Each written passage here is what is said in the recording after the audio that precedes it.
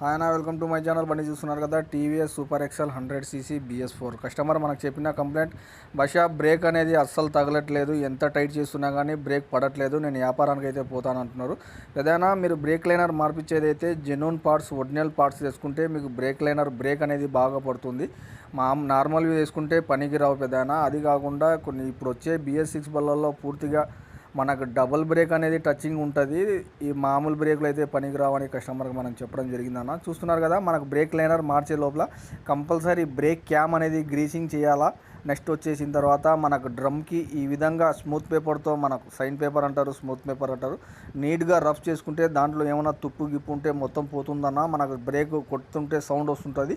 అలా క్లీన్ చేసుకుంటే మనకు సౌండ్ అనేది ఉండదు, బ్రేక్ అనేది సడన్గా పడుతుంది. చూస్తున్నారు కదా, మీ బండి కూడా ఇలాంటి కంప్లైంట్ ఉంటే ఈ విధంగా అయితే చేసుకోండి. మన వీడియో చూస్తూనే ఉంటారన్న. ప్లీజ్ నచ్చితేనే లైక్ చేయండి, షేర్ చేయండి, సబ్స్క్రైబ్ చేయండి. Please my support.